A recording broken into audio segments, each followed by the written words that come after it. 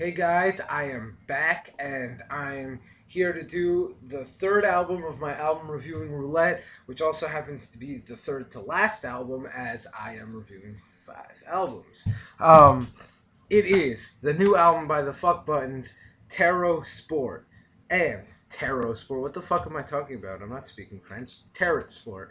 Um, it is the second album by the Fuck Buttons here. Their first album being Street Horsing, and here's a little look at the artwork. I really enjoyed the artwork here, I must say. Although no booklet on the inside pisses me off. Although there's this gap here, so I feel like I might have lost it somewhere, but I never saw a booklet in here. I don't know. Whatever. That's not what you tuned in for.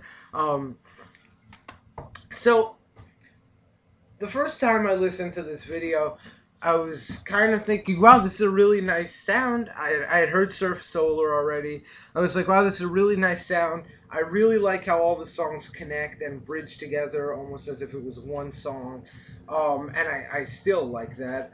I was like, man, I'm going to listen to this a couple times, and I'm going to, keep getting more and more out of this album, and I was excited, and I was like, damn, I gotta go buy Street Horsing, which I still have to do because I heard really good stuff about that album. But anyway, so I keep listening to this, and what I feel like I've gotten is that I don't get anything new out of each listen.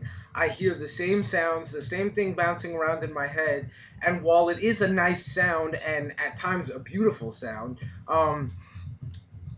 it seems like there's nothing subtle about it that introduces itself on repeated listens, and you get everything at face value. I mean, Anthony Fantano already mentioned this in his review, but everything is just introduced just there on the eighth note all the time. It's just not even faded in, it just comes in. And while sometimes that can work, a 58-minute album full of that just seems poorly done. I'm not gonna lie, I haven't heard Street Horsing, but from what I've heard about it, it has a lot rougher of a sound than this album. Because to be honest, this album, there's nothing rough about it. Even the song that has rough in the title, Rough Steez, doesn't even seem rough to me. It has a nice little beat that I could see as being a cool sample for a rapper or something. It never really plays out, as it's only about little less than 5 minutes long. It's also the shortest song on this album. The songs are very long. There's 2 songs under 5 minutes that are just under 5 minutes, and then the rest are 9 to 10 minute songs. But there's only 7 songs on here. However, I don't want to complain about this album too much, because at times they can create a beautiful sound, such as on Olympians, which is my favorite track here.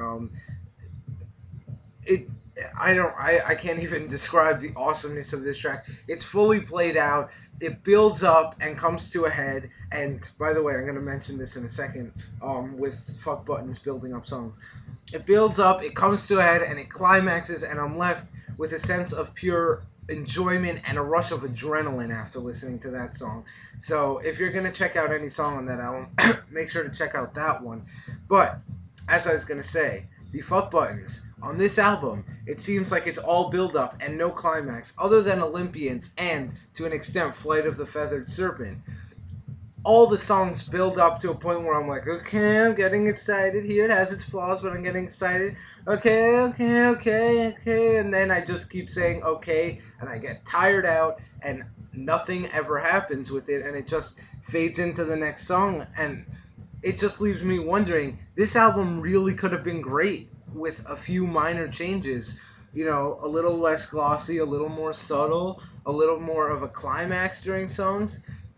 But the fact is, it's not. And if the Fuck Buttons are going to go for this sound, they're going to have to perfect it. I'll see you guys later with my 4th album review of the album Roulette.